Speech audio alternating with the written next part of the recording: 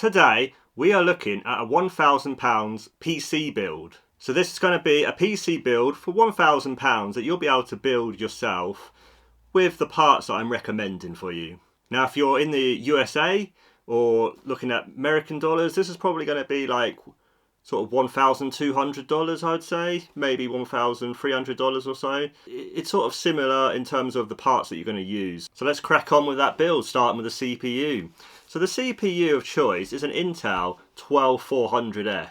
Now you could also get the 12400 as well. The 12400 has the integrated graphics, so it might also give you a bit of a boost in terms of if you're doing productivity tasks or things like that. But the 12400F is a great processor. I would say it's the best sort of mid-range CPU that you can buy at the moment in terms of price to performance overall. You could even go to the 12600 or the 12600K, but I think that's going a little overkill for what you need for. Specifically, this is a gaming PC, so you don't really need that amazing CPU. Anything which is 6 cores and 12 threads is more than good enough. So the 12400F is £174 on CCLOnline, and I should say this is for September 2022. So moving on to the motherboard now, we have the MSI Pro B660-A DDR4 motherboard. Now you could also go for the Wi-Fi version of this motherboard as well, but I don't really think it's worth it. Well, it depends. If you're going to use Wi-Fi, then it might be worth it for you, but you might have a separate Wi-Fi card as well that you want to just transfer. But it's up to you. But I'd say B660 is kind of where you want to be. You could go down to the H610, but it's a bit budget motherboard, and you don't get the extra M.2 slot that you get with B660. And overall, the B660 chipset is just better. Now, I should say the motherboard was £145 as well. So the RAM here, pretty much just 16 gigabytes again. I've got here the CORSAIR Vengeance RGB Pro version, which is a 2x8 gigabyte sticks kit, and obviously it's going to give you some RGB bling as well. But if you're wanting just sort of more of a black build or a stealth build, then you don't need the RGB, and you can go for a cheaper kit. So that's £72. So obviously now our most important part is the graphics card, and I've gone with the RTX 3060 Ti here. This version is the Zotac GeForce RTX 3060 Ti Twin Edge version, which is the 8GB GDDR6 version. Only £420 in the UK at overclockers.co.uk, which is a pretty decent price actually, I think, for the 3060 Ti. We have seen graphics cards generally sort of come down in price, and I think overall, if I was going to buy a graphics card now, I'd be looking probably 3060 Ti, maybe even 3070 if you did want to up it a bit.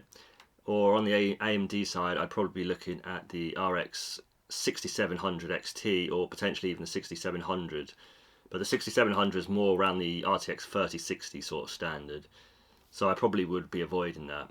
You could obviously go for lower graphics cards as well if you did want to maybe upgrade up to a better CPU or upgrade other components, but for £1,000 I think this is probably going to be sort of the perfect sort of spot that you're going to be. Anything else is going to be a bit of a, either you're going to be using up too much of your budget and going to go over your £1,000, or you're going to be spending say 800, 900 and still having a bit of money left. But it depends. If you want to get a cheaper graphics card, then you can, but certainly the RTX 3060 Ti is the graphics card I'd say right now for a £1,000 gaming PC build. So storage, pretty standard here, just a 1TB NVMe drive from Crucial. I think this is the P2 drive. It's only about £70 on Amazon, so pretty good. You could actually get a bargain here if you look around. You could even go down, if you really wanted to the 512GB version. So it would save you a bit of money, but obviously if you're looking at a gaming PC, you probably want at least 1TB now. I wouldn't really go down to 512, but you can if you're really wanting to get the budget down. A PSU here is basically any kind of sort of 650 watt gold or bronze rated power supply is going to be good enough. I've chosen here the EVGA 650 BQ 80 plus bronze power supply. So this is a 650 watt semi-modular unit. and it's only £50 on Amazon, and it's pretty much just going to do the job. There's not really too much to say about PSUs, just like I say, get a solid branded PSU for, I would say, round about £50–60, and make sure it's at least 650 watt or above. That's all to say, really. And now lastly, our case is the NZXT H510 Flow. Now this on Amazon is currently £68 on Amazon, so it's a pretty good case overall. I've done a video on it, and I'll leave that in the top right hand corner card there for you. It's a good case overall, I would say, in terms of it gives you good airflow at the front. Obviously you do have 2 included case fans of it, which is okay, but I probably would swap them out and put RGB fans in there as a little bit of an upgrade. But you could also do that at a later date. You wouldn't have to do that when you're building your new PC. It is a decent ATX case overall, and like I say, good airflow from a good solid manufacturer too, and it's just going to hold your components well and going to give you decent sort of temperatures, and it's just a solid case. So I think that's pretty much everything I wanted to say for this £1,000 gaming PC build parts list that I would recommend. Obviously let me know below in the comments, what do you think? Do you think this is a good build overall? Would there be any parts that you'd like to swap out? Would you go for anything else? Would you maybe cheap out on the case, maybe go for a cheaper case, and then maybe go for a higher end graphics card? That could be also another option. There could be an option of even going to the 12100F if you really wanted to cut down on your CPU, and again go for a very high end graphics card or higher end one, like something like the RTX 3070.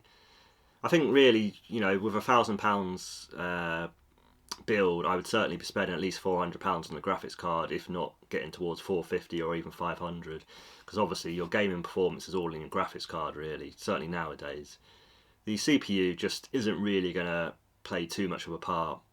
So I hope you liked that video, guys, and I will see you guys in the next one. Bye, guys.